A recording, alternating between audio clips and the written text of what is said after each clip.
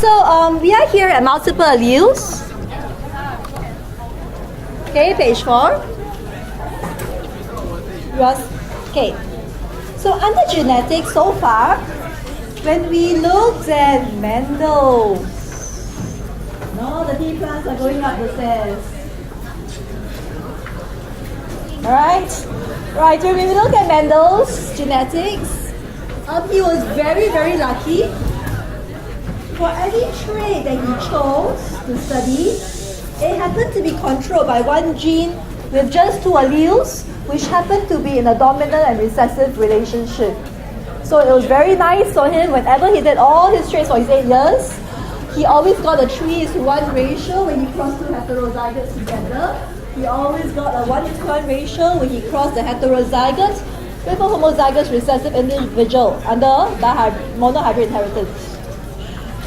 But in real life, some genes have more than 1 allele. We call this multiple alleles. Okay? Alright, and we will see when there's multiple alleles, it also affects again the kinds of phenotypes that we can get from the offspring. Right? So as you can see from the diagram over here, what multiple alleles means, you can have allele A, B, or another more and so on. Okay? Right? Allele 1, 2. Okay. Now, so one classic example which you already know from O levels is your ABO blood group. Obviously, there's more than 1 allele. There are 3 alleles that control blood typing. Right? It affects the kinds of phenotypes that you see, which you are very familiar with. So I will not go into details about this. Alright? Alright? But these are the possible phenotypes. For example, if you were blood group A, you could be homozygous dominant, or you could be heterozygous. Okay, alleles big A and alleles big B are dominant over allele IO, right? Okay, so if you were blood type B, right, you will make up 9% of this population. I will not poll you today. I'm sure your teachers have polled you in class, all right? But you wrote as a small group, and you can either be homozygous dominant for B, or you could be a hetero, where allele big IB is bigger than allele IO. If you were blood type AB, then you only one kind of genotype. You would be IAIB because A and B are co-dominant to each other. Alright? And if you're blood type O, then you're homozygous recessive. Okay, so you'll do the tutorial question, why is allele IO recessive compared to allele IA and IB? You will deal with this. I'm sure you already dealt with it in tutorial. Alright, okay? So even these things I think you've also dealt with before, but we always say the people who are blood group O are the most generous ones. We call them the universal donors. I'm sure you know that, right? Why is this so? Because next year you will learn about immunity. So maybe if you don't know what these words antigen antibody means, maybe I say a little bit now, okay? Because next year you will deal with it more, right? So if you are blood type A, right, you have circulating in your blood antibodies B. Antibodies are not antibiotics. Okay, antibodies are protein structures which serve to bind to foreign antigens. They're supposed to bind to pathogens and eradicate them. Alright? So if you're anti-A, you have actually anti-B antibodies floating inside because your system did not remove them in your development.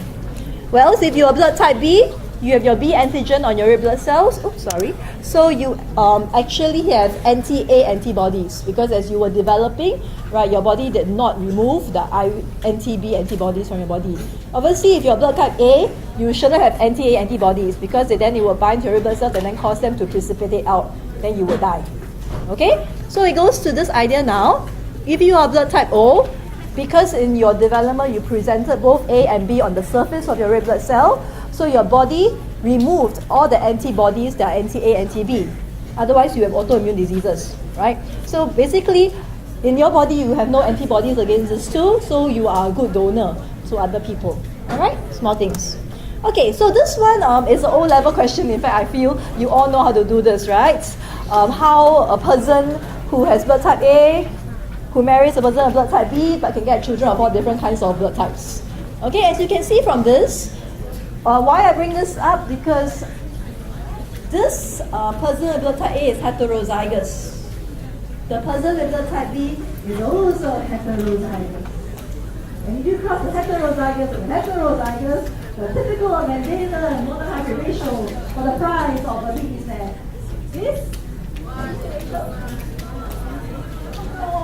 if you cross the hetero, what is the expected monotype? 3:1. Okay? Right? The bigger the over here, you do not get expected Mendel ratio of 3:1. Correct? So it didn't follow this Mendelian ratio. That's why we call this non-Mendelian genetics. Multiple alleles cannot give us a hetero cross 3:1 ratio. That's all. But otherwise, if you draw it, it's the same as everything else. Alright, okay? Alright. Okay. Another cute one if you love rabbits. Right? To our friends in pause. There are many kinds of rabbits. What color is actually controlled by one gene with multiple alleles. Okay? I think the nicest little rabbit over here, actually I like brown. But this one is cute. This kind of rabbit is called the Himalayan rabbit. It's got a brown nose and brown ears up there, okay? Now, okay, that's some of the rabbits. For your happiness, okay, there are 4 different kinds of alleles. This rabbit is called the agouti rabbit, or the full-colored rabbit, okay? These are albino, they don't have pigments. These are called chinchilla rabbits, not the chinchilla animal. And this is the Himalayan rabbit, okay? What's interesting about this particular gene with the different alleles is that these alleles are in a particular dominant series. Okay? So this is what it means. This coat color is determined by a gene that has 4 alleles, and these alleles are in a particular dominant series, meaning that this is bigger than this allele, this is dominant over this allele, this is dominant over this allele. So small c is the smallest one. Okay, small c together gives you albino rabbits. Okay, I'm going to give you a minute now to try to work out all the possible genotypes for these coat colors of rabbits.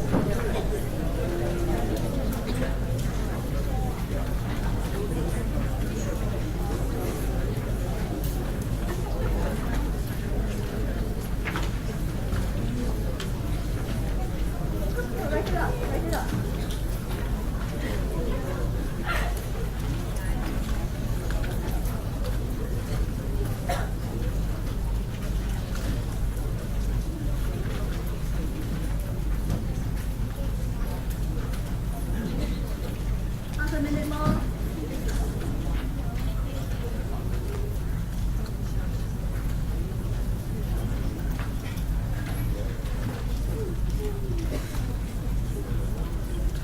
15 seconds more.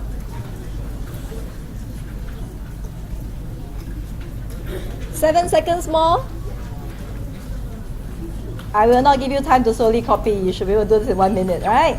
And ready? Check answer. Are you correct? Okay. If you are copying, you should be copying maybe one you missed out or something, right? I do not expect you to give you another full 1 minute to copy from scratch if you were doing your work just now, right? Okay? Check, okay? So because big C was dominant, right? Okay, all these possible genotypes will show the dominant phenotype. Alright? Okay, well, if you want a chinchilla colored rabbit, then it could be homozygous carrying these 2 alleles, or it could be hetero, 2 possibilities of heteros. Okay? Right, so if you're Himalayan, you could be homozygous carrying the C small h, or you could be hetero. Only the albino is homozygous recessive. So far, alright? Okay? So it's just interesting how variations of things describe to slightly different kinds of genotypes, right? It's not so straightforward as the Mendel's ones that we've seen so far. Right? In Mendel's, it was typical 1 gene, 2 alleles. Then of course, if hetero is there's only one possibility, right? If you're showing a dominant trait, either homozygous, dominant or hetero. Okay? So these are examples I'm going to let you read on your own. Right? So I think it's self-explanatory how these things occur. Alright? Alright. Okay. Would you tickle your friend next door if she's not looking in front? Can you tickle your friend on the right so she's not looking in front? Alright, so I'm going to do a summary of what you've learned so far. Alright, first one. We've learned about inheritance patterns due to genes carried on autosomes so far. We've looked at one gene, right? Monohybrid inheritance, or we've looked at inheritance of two sets of genes together, called dihybrid inheritance. So we're looking at two pairs of homologous chromosomes, right? Okay? So let's look at summary. In monohybrid inheritance, we're looking at one gene, one pair of homologous chromosomes. Yeah? We have dealt with the idea it could be completely dominant over the other for one allele, which will give rise to typical ratios of 3:1 or 1:1. So one gene, two alleles, they're in a dominant recessive relationship.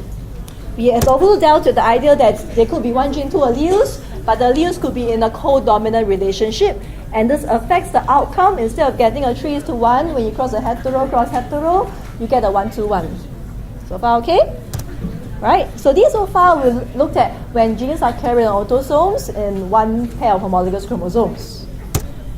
Right? Now today we covered multiple alleles, like the rabbit, one gene, multiple alleles. How it may affect the kind of phenotypes a little bit. Now, next thing I did with you last lecture, not last lecture, sorry. The next thing I'm going to do with you now is called sex chromosomes. Okay, now this is a totally different class altogether. Alright? And on sex chromosomes, you can have genes that display dominant recessive relationships. They could have genes that display codominance. And they could possibly also have genes that display multiple alleles. Clear? Okay, but when we look at sex chromosomes, they are not going to follow Mendel's ratios at all. Okay, we'll see why later. Okay, so far, right? So what do you mean by sex chromosomes? You cannot visualize. This is your 46 chromosomes that you see. Is this a guy or girl set of chromosomes? Guys, right? Okay? So what do we see here? Right? Alright? All these chromosomes over here at the back, there's one X and Y. These are your sex chromosomes. What are the rest of the chromosomes called? They are called autosomes. Okay? So far okay? So now for today's lecture, I'm going to focus on the inheritance of genes when they are carried on the X chromosome, on the sex chromosomes. Okay? Ready? Okay. Right. So, what is a sex chromosome and why is it called a sex chromosome? A sex chromosome is a sex chromosome because it determines the gender of the person, right? Because on the Y chromosome, there are genes that allow for determination of male factors. Okay? Right? So, again, what's a sex chromosome? A sex chromosome is this pair that determine the gender of the organism. And when there are genes that are found on these chromosomes, we call these sex-linked genes. Okay? Why? Because the expression of these genes will be dependent on whether this organism is male or female. In other words, it's sex-linked genes because the expression of these genes is affected by the gender of the organism, whether it's male or female. So there's another layer now. It's not just a clear cut. If you have two, you're dominant, you're one, or whatever, right? Let's see. Okay? Nomenclature, there's this thing called homogametic sex or heterogametic sex. We say in humans, right, females are the homogametic sex, meaning they will only produce one type of gametes. Females have XX, right? So in their gametes, they can only carry one X chromosome. Whereas males, right, are called the heterogametic sex because they will produce two kinds of gametes. In their gametes, they will either carry the X chromosome or they carry the Y chromosome. So males are called the heterogametic sex. So far, okay? Not all organisms follow this. If you look at the rest of the animal kingdom and plant kingdom and everybody else, not everybody does it. For example, for other cases, they may go, females could be XY, males could be XX, some could be XXXO, some could use a totally system altogether. Interestingly, bees, they go by diploid versus haploid. So the male bees are haploid and the female bees are diploid. Okay?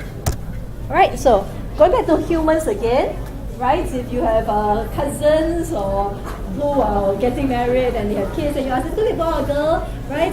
It's actually really a 50% chance. Why is it so? Okay? So, a male marries a female, right? A male is the heterogametic sex. So in the gametes, there'll be either one X and 50% chance there'll be a Y chromosome, right? So if you look at it, the female is the homogametic sex, there will only be the X chromosome. There's really a 50% chance that a boy will be born or a girl will be born. Okay, very fair, right? Okay, now let's take a look at the sex-linked trait, okay? Now, when I use the word sex-linked trait, it doesn't mean that this trait has anything to do with sex of the organism, okay? It just means that this trait is determined by a gene that is carried on the X chromosome, okay? Right? A sex-linked trait means this gene is carried on the X chromosome. Examples of sex-linked traits are like color blindness, hemophilia. Alright? Okay, again, so genes that are carried on the X chromosome and also Y actually are called sex-linked genes. These characteristics that are controlled by genes on the sex chromosomes are called sex-linked traits because it's inherited together the sex of the organism. Okay? Most of the time we say these sex-linked traits are carried by the X chromosome because you saw the size of the X chromosome and the Y chromosome. The X chromosome is much larger. So the Y chromosome is actually much smaller. It doesn't really carry many of these genes that cause disease for those cases. Okay? Okay, so we tend to say it's more genetically empty regards to this. So most of the time if you say it's a sex-linked trait, we will tend to refer it to be carried on the X chromosome. Okay? Alright, so let's take a look. Now, let's say for example this is your X chromosome, this is the Y chromosome. Let's say these are genes carried on the X chromosome, right? Now you notice, over here, this is small c, small d, these are recessive alleles. Right? Recessive alleles. But in the male, recessive alleles will always show up. Because you notice there is no corresponding region on the Y chromosome to mask it. Whereas if you're female, and you inherited one small c, small d, for example, these are recessive alleles, you are luckily, maybe you can still have your other homologous chromosome to mask the effect of the recessive allele. That's why for these sex-linked traits, we find that males tend to show it more. Like color blindness, more guys have color blindness than females, right? Many things like this, okay? Right? Now, how do we use the word homozygous now? Can we say males are homozygous? No, we can't because they only have one X chromosome. So we say males are neither homozygous nor heterozygous for the genes on the X chromosome. They are hemizygous, new word. Okay? Males are hemizygous. Females can be homozygous or heterozygous for the genes carried on the X chromosome, but males are hemizygous because they have only one X chromosome. Okay? Alright? So these are the possible genotypes, things with phenotypes, right? For females, you could be homozygous normal, or you could be heterozygous carrier, meaning you have one recessive allele, but it's masked by the dominant allele, or you could be homozygous affected for the disease. Whereas for males, if you are phenotypically normal, then you are hemizygous. You don't say you're homozygous normal, you just hemizygous normal. And if you are affected, you are unfortunately hemizygous affected. Okay? Because you have only one X chromosome. So far, alright? Alright. So, sex linkage is therefore the reason why when you look at things, abnormal conditions for some traits occur more frequently in males than females. Okay? Because females can carry the recessive allele, but it can be masked by a dominant trait. They're just carriers. So they're not affected by the disease. They can pass it on to their sons, okay? Or their daughters, but they are not affected. But for males, the moment a male has a recessive allele, it will show up because they are hemizygous, okay? And there's no other allele on the Y chromosome to counter the expression of the recessive allele, okay? Alright, so let's take a look how we represent these alleles for sex linkage, okay? If you know that a gene is carried by a sex chromosome, you have to show it that you know it's sex linkage. So typically, we will show the chromosomes, X or Y there. Okay? And then the alleles are shown in the relevant upper script if it's dominant, lower script if recessive. Okay? So it looks something like, wait on. Okay, second clue first. The second clue you want to take note is that we have ways to deduce whether this trait is sex-linked or not. It's by this special kind of cross called a reciprocal cross. Okay? So if you want to say, hey, how do I know whether it's sex-linked or not? Okay, we'll look at this thing called the reciprocal cross. Right? How do you do a reciprocal cross? A reciprocal cross means that, for example, two people, right? This and this. Male cross female. So let's say you got a female of this phenotype and a male of this phenotype. You cross, you see the outcome of the offspring. Then you swap over. Okay? So initially you had a female of this phenotype, now make it a male of this phenotype. Then for this phenotype there was a male, you change it to female. So you change the gender and you see the outcome of the cross. And you'll find that the results will change. Unlike if it's autosomal, who cares whether male or female? You cross, the results will always be 3:1 or whatever you want. But if you look at sex-linked, because these traits are affected by the gender of the organism, you will find the results of a reciprocal cross, it will differ. We'll take a look at it soon, okay? Right? Okay. So if you look with me on page 9, this is an example of what a reciprocal cross is. Okay? Over here we have the Drosophila. Right, so we are going to look at eye color. So big R is the allele that gives you red eye flies, and small r is the allele that gives you white eye flies. So far okay? Now, eye color for flies is a sex-linked trait because it's carried by a sex-linked gene on the X chromosome. So let's go and see how it affects the outcome of the cross. If you have a red eye female, there's this, and there's a white eye male, and you cross them together, okay, this is the results of it. We're going to later. Now, I want to try to see what happens if I do the other way. Okay, if I do a reciprocal cross now, I change my female to white eye, and I change my male to red eye. Okay, so this is what I'm doing. I have two different crosses, but I swapped it over. This is called reciprocal cross. Okay, now let's take a look at the outcome. Okay, right. If you see over here, right, for this red eye female, let's say there's one gamete here. Okay, the white eye male can either give you a here or here, right? So now if you look at the outcome of the offspring, notice the outcome will be this way. Red eye female, red eye male, white eye male, right? Okay. Well, if you go over onto the other side, if my female was white eye, because white is recessive, right? It will be this. The male was red. Now take a look at the possibilities now. Here I get white eye females, red eye males, white eye males. Notice that the results of the cross are different. Okay? Alright? Because for the females, for example, these over here, this was a homozygous dominant female. Over here, right? Homozygous dominant female. This was a hetero female, right? The female doesn't show up as white eye because there was a dominant R from the mother that saved her, right? So she doesn't show as white. Whereas for the males over here, right? Oh, sorry, the females over here, the females here will show as white because they get a small r from the father. Sorry. So the results, so there are four different ones. So the results here change as a result of it. Okay. So the point of this one is just to let you know that if they give you two crosses where you see that they change the gender but they keep the phenotypes and the results of the cross differ, it tells you that this trait is sex-linked. So far okay? Okay? If they ask you how do I know something is sex-linked, you look for the results of a reciprocal cross. Okay? Okay? Okay?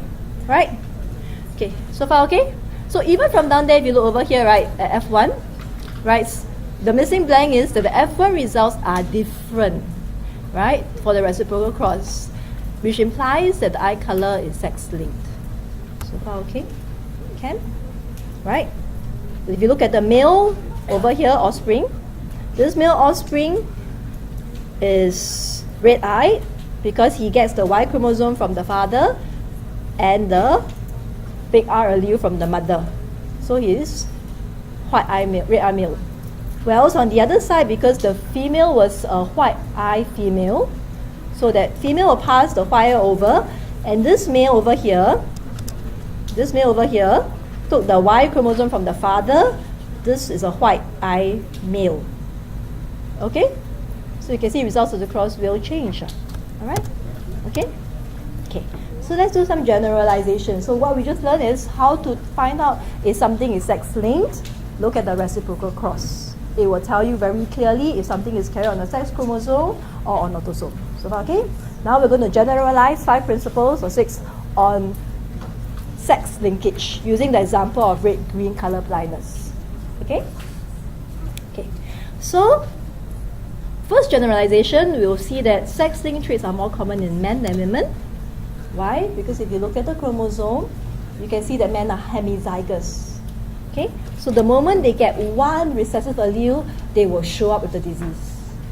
Whereas females, because they have 2 X chromosomes, there's a chance that they can just slightly be saved by a dominant allele on the other side. Then they'll be carriers, passing on the trait to their sons. Okay? But guys, the moment they get one recessive allele, because they're hemizygous, they will show the disease. So the disease is more common in males. Okay? Generalization 2. Now, if this guy has a disease, he 100% will not pass the disease to his son. Why? Because males need one X and one Y. Right? Where do sons get their Y chromosome from? From their father. So where do sons get their X chromosome from? Their mother. Okay? So a man with color blindness doesn't have to worry, he won't pass it to his son unless the wife is a carrier. Okay?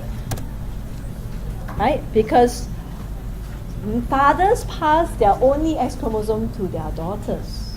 They pass their Y chromosomes to their sons. Right? So if a guy has a sex-linked disorder, right, well, the son won't get it from him because he gets the Y chromosome from his father. Okay? So in other words, where do guys get their sex-linked traits from? Of course, they got it from their mother, who got it from her father. Okay? Alright? Okay? So you see this way the inheritance goes? This is the male, right? This male got his X chromosome from his mother. Right? Okay? Okay, or mother or father lah, okay? And then this mother got it from her mother or father, okay? Okay? Okay. Generalization 3. A male will transmit his sex-linked trait to his daughter, who will become a carrier if her other X chromosome carries a normal allele. Make sense? Okay, so if your father is red-green color blind and you are not, right? You could be a carrier, alright? But because you got another dominant allele from your mother, therefore you are not phenotypically showing the disease. Okay? Next generalization, which we can see clearly, right? That sons will receive your sex-linked trait from your mother because you get your X chromosome from your mother and you get your Y chromosome from your father if you're male. Okay? Right? So it's always a mother to son inheritance. Alright? Okay? So example here, if your mother is colorblind, unfortunately you will 100% be colorblind if you're male. Alright? Can? So this is a colorblind female, if your mom was colorblind and married a normal male. Right? These are the gametes that the female can give, only the recessive allele. So if you fill in on page 10 what's missing here, right, you see? You put out the phenotype, you try writing this out on page 10 now. Write out the phenotype here. The genotype will be X small cy, X big C, X big C. How do we write the phenotype for such cases? When you do sex-linked traits, you must make sure that you include the gender as well. Very important. It's part of the phenotype. So you cannot say, oh, the ratio is 1 colorblind is to 1 normal. No, 0. It must be 1 colorblind male is to 1 normal female. Clear? So if you can write it on page 10, remind yourself, when you write the phenotype over here, gender is part of the full description of a phenotype if it's a sex-linked trait. The ratio cannot be 1:1. It is 1 colorblind male is to 1 normal female. Gender needs to be included in the description of the phenotype. So far, okay? Okay? And remind yourself, okay? Sex-linked trait, when you write the phenotype, you must include the gender. Okay? Right? Because in this cross, there will be no females who are colorblind.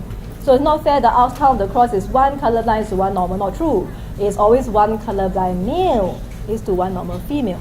The gender makes a difference. These are sex-linked traits. Okay? Okay. Okay, last generalization, right? So we said the man will not pass his trait to his son. Unfortunately, a man can transmit his trait to his grandson. How did that happen?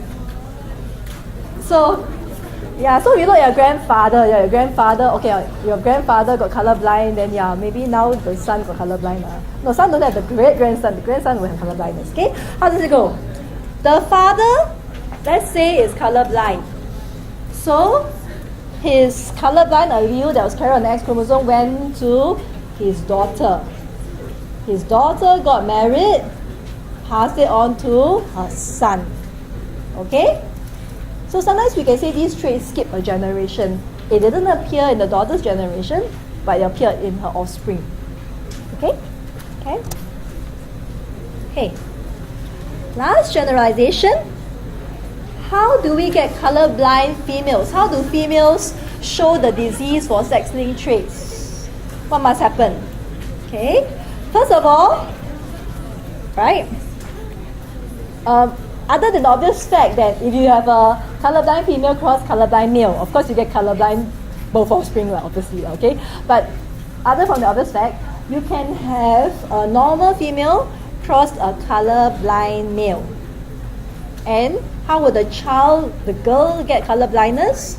So if the mother was a carrier, she will have one gamete that carries a normal allele and one gamete that carries the colorblind allele, right? That's what carrier means, heterozygous. So, how does she pass it on to her offspring? Okay, on example 4 on page 11, you may try writing for yourself what the genotype of the carrier is. Okay, a carrier will look like this, carrying one big C and one small c, right? That's a carrier. And this is a colorblind male, so only one X chromosome, X small c, Y, page 11. Okay? If you're quite familiar, don't look at the F1 genotype, write it for yourself. Practice writing. What are the outcomes when you cross a colorblind female with a carrier female with a colorblind male? Practice writing it for yourself.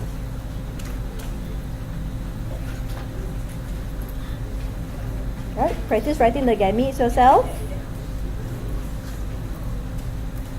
So, the carrier female will have two types of gametes. She will either carry one of the dominant one or one allele of the recessive trait, right? The colorblind male will have one gamete that carries the Y chromosome and one gamete that carries the X chromosome with the colorblind trait. Okay? So if you do the cross now, there are 4 possible phenotypes. And if you look at these 4 possible phenotypes, right, one of these females will be colorblind because she got a colorblind allele from the mother and a colorblind allele from her father. And that's the only case when the female can come out with colorblindness. Alright, if she gets 2 copies of the recessive alleles. Okay? Okay? Okay?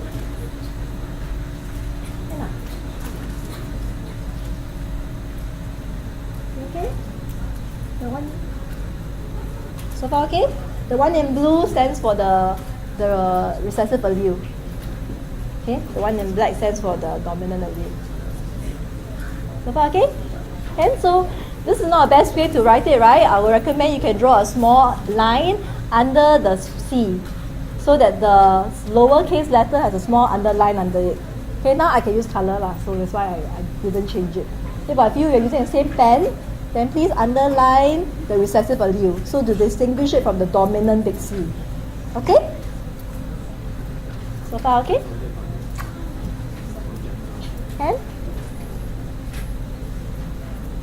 Okay, if you're ready then, right, we move on. So far okay? Can I move on? Okay?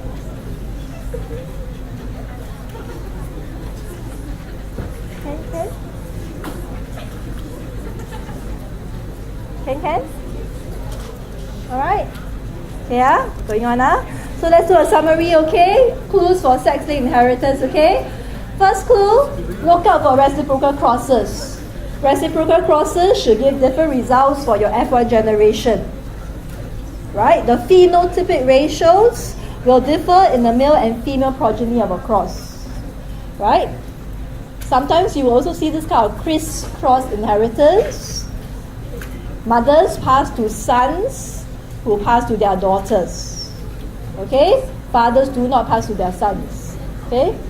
Fathers pass to their daughters, who then pass to their sons. Alright? And lastly, the trait is more common in the heterogametic sex. Okay? Who is hemizygous for that trait. Alright? Okay? Heterogametic means XY. Right? It's more common in the males because they're XY, because they're hemizygous for that trait. Alright? So last thing to note, when you are doing questions involving sex-linked traits, you have to state the phenotypic classes and ensure that you state the gender. Okay, enough me talking. Your turn now. 1 minute. Practice question 6.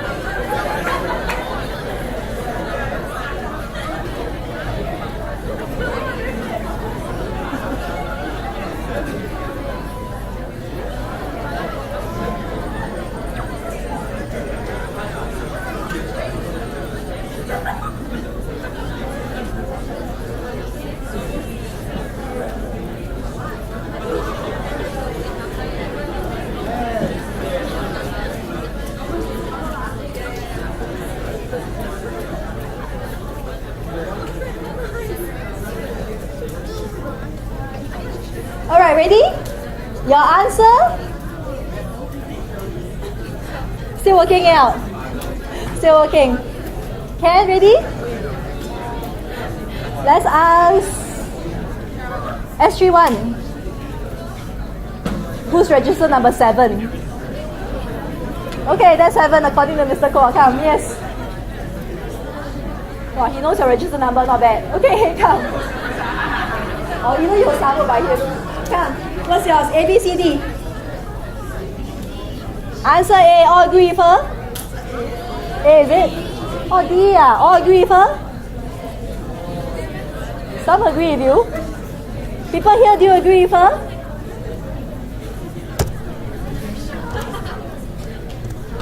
Yes. Alright. Okay. Okay. How do you do this? Right. Her father was colorblind. So her father would have given her the recessive allele.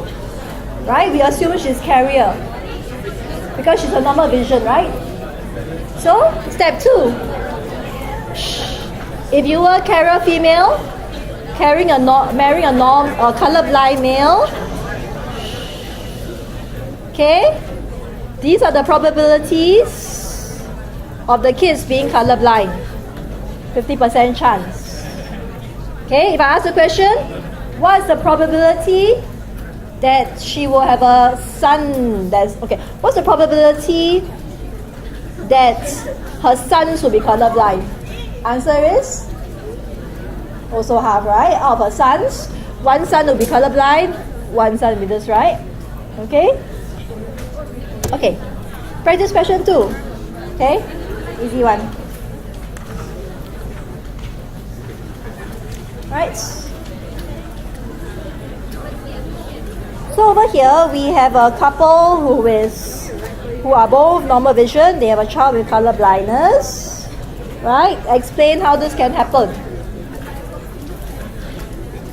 Right? I give you some time to think about it, but the clues are here. Can you make sense of the clues to come up with your own answer?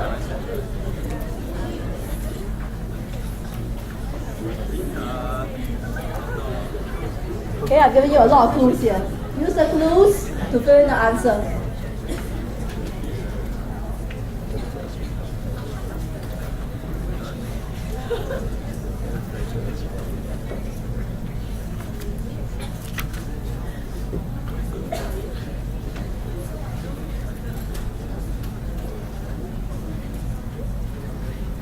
Okay? Ready? 1 minute, work it out yourself. Clues on the board if you need some help. Don't need help, work it out yourself.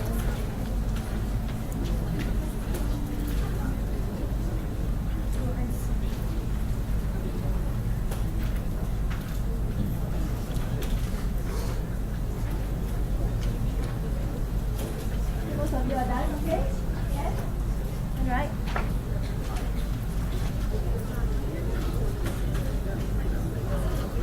Okay? So some clues you can pick from this, right? Clues you will see is that the child has color blindness, right? To be colorblind is a recessive trait, correct? What do you think is possible? The female should be a carrier because there's no way then you can pass it to a child, right? So color blindness. The father cannot be colorblind because he's got normal vision, correct? So this female should be a carrier, carrying one big C and one small c. The father should be carrying X, big C, and Y. Alright, so what about the child? Can the child be female? The child cannot be female because the father is not colorblind. The father will pass his dominant allele to his child. So the only way this child can be colorblind is that he must be male, right? Because he got the Y chromosome from his father, and he got, unfortunately, the colorblind allele from his mother, who was a carrier. So far, okay? Right? Okay? So far, okay? Okay? Is it possible for a colorblind girl to be born? Can or not? No, right? You can't get the colorblind girl to be born from this parents because the father is normal vision. He will pass the normal allele to his daughter. At most she can be carrier, but she can never be colorblind, right? Because colorblind is a recessive trait. So the female has two X chromosomes. There's no way she can be colorblind unless she gets one colorblind allele from her father and from her mother, but she can only get it from her mother. So far, okay? All right. I do not need to spoon feed you the wording exactly. I trust you can write this. Okay? I'm going down. Okay? Okay? 1 second to read. Do not copy. The other second to write yourself. Read. Understand. Go home and write. Okay? Can? Alright, you understand, right? Can? Okay, go. Let's go to hemophilia. Hemophilia is the other sex-linked trait where you bleed to death. Okay? It's a genetic disorder due to a recessive allele that leads you to be unable to clot your blood when you got a cut. So you bleed and bleed and bleed and bleed to death. Okay? It happens to occur a lot in a particular family, right? Queen Victoria's family. Okay? Alright. So, in this case, right, females could be normal, they could be carriers. And the case where it's a strange case, females with hemophilia die at birth. They don't even born. They're not born because it's quite little. Okay, so some traits are very cute. In the sense that you do not see the outcome. Okay, there are lethal traits to be together for gender. Whereas for males, you can be normal, or you can carry the trait for hemophilia in your hemizygous condition. Okay? Can? Alright, okay. So now we're going to move into pedigrees. We're going to look at Queen Victoria. Okay? So this is Queen Victoria. And if you look at it, right, the story tells us that There were a lot of people okay, who had the trait okay? Okay, so what's a pedigree? A pedigree basically tells you who marries who, their phenotypes, and then the outcome of the trait. I'm sure you know our pedigree tree is from here, right? Okay? Okay, so some conventional statements, symbols. Okay? When you see a square in a pedigree tree, that's a male. Males are square.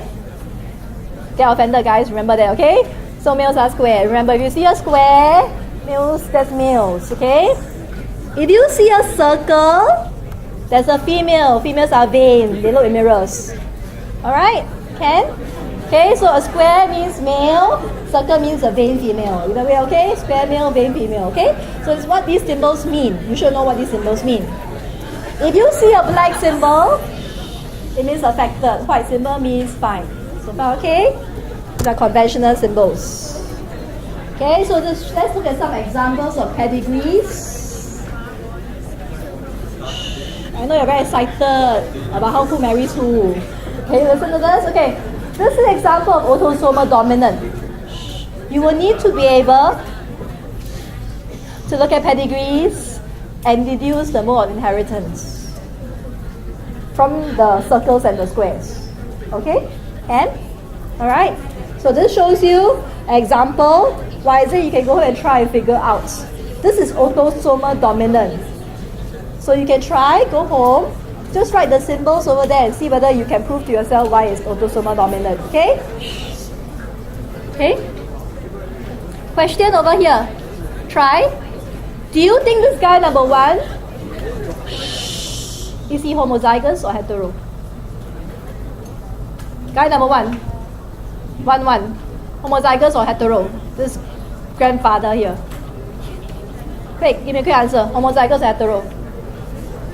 Hetero, very good. Why? Because if it was homozygous and it's autosomal dominant trait, every single kid would have it. Right? This kid doesn't have it. This kid does not have it. Okay, so we know he is hetero. So far, okay? Right, but this is autosomal dominant. You still find this, okay? Alright, you work it out for yourself the rest. Okay? Right? Can? So far, okay? So these are ways you use to do your pedigree diagram. You assume something, you look at something, you look at the outcome of the cross, see if it fits what you say. You think it's hetero, does it justify what you say? Okay? Right? So far, okay? So these two individuals are recessive, right? And this is a homozygous dominant trait, right? So it's autosomal dominant trait, right? Okay? Okay, so he's hetero. Okay? Right? We assume the spouse is normal. Okay? Okay? Try this one. I'll give you a minute to try.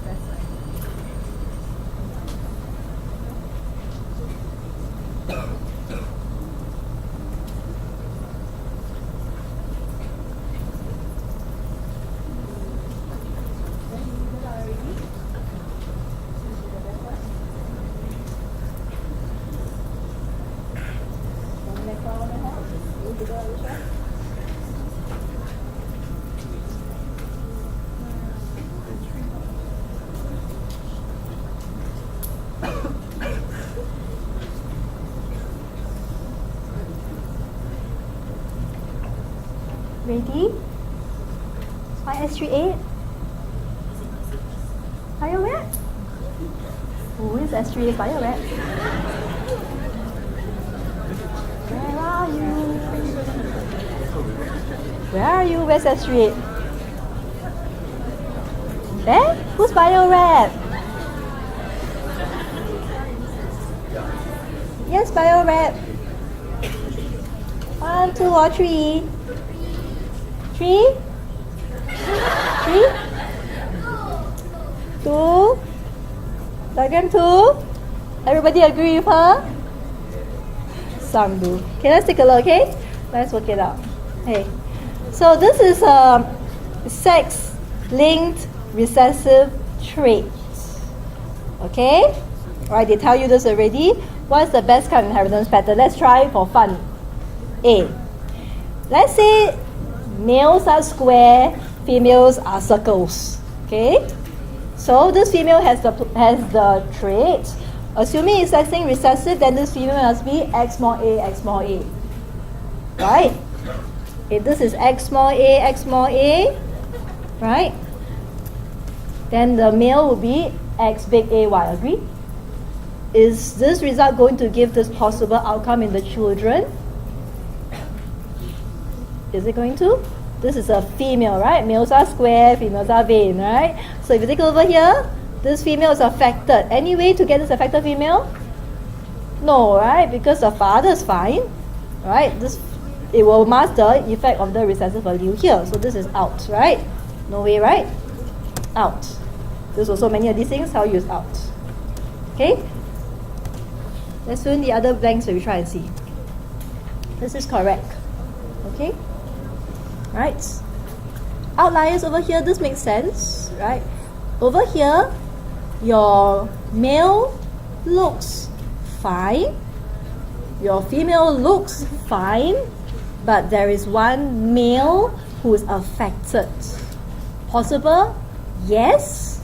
Because the male got the Y chromosome from the fine father, and the mother was a carrier who passed one affected one to the child. Possible. What about 3? Is 3 possible? 3, you have affected female. It's a sex-linked recessive trait.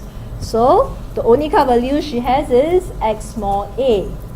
Can she get a son that is normal? No. So 2 is the correct answer. So this is how you do pedigree diagrams, okay? Work it this way. Alright? Okay, so the different modes of inheritance. So when they ask you this question, describe or state how is the disease, what is the mode of inheritance, you need to answer it this way. You either tell them it's autosomal dominant, autosomal recessive, sex-linked dominant, or sex-linked recessive. Okay? So in handling pedigree diagrams, the first 2 questions you ask yourself first. Is it sex-linked or not? Is it dominant or recessive? Okay? Alright. So now, for today, after you're done, you go to the appendix. There are 4 questions to try. I want you to try because next lecture I will go through it. Okay? So you try to work out for yourself the pedigree of the 4 in the appendix. But very quickly, for the very last thing before we end, I just want to deal with the last thing on page 14, which is sex-linked codominant. Okay? Right? Over here, let's finish this very quickly one. Okay? Cats. For those of you who love cats. Right? Color for cats. Big B is for black. Big G is for ginger. B and ginger are codominant. You get this kind of cat called tortoiseshell cats. Question: how many classes of coat colors would you find in females? How many in males and why? Give yourself 1 minute very quickly. How many coat colors can you find in males? 1 minute. You shouldn't expect me to stop immediately when the bell rings when I cannot start immediately when the bell rings. Right? I should equally start as late as I start, right? So be fair, you start on time, I end on time. You can't expect me to end on time if you didn't start on time. Okay, very quickly now, just 1 minute. Quick. How many classes? Done? Ready? Yes, Trisha, you have the answers? Yes? Right. Check. Right. If you were female, there are 3 possibilities. They are co-dominant, you could be black. So you see black cats, they could be females. They could be nice ginger ones, and these things you see often, these are called tortoiseshell cats. They are co-dominant. Okay? Females got 3 kinds. Males, how many? Let's ask Adi. Males, how many? Yes, males? Females got 3 types, males? 2, very good, okay? Alright, there's 2 only. Males cannot be tortoiseshell because males are hemizygous. That's all. Okay, bye-bye.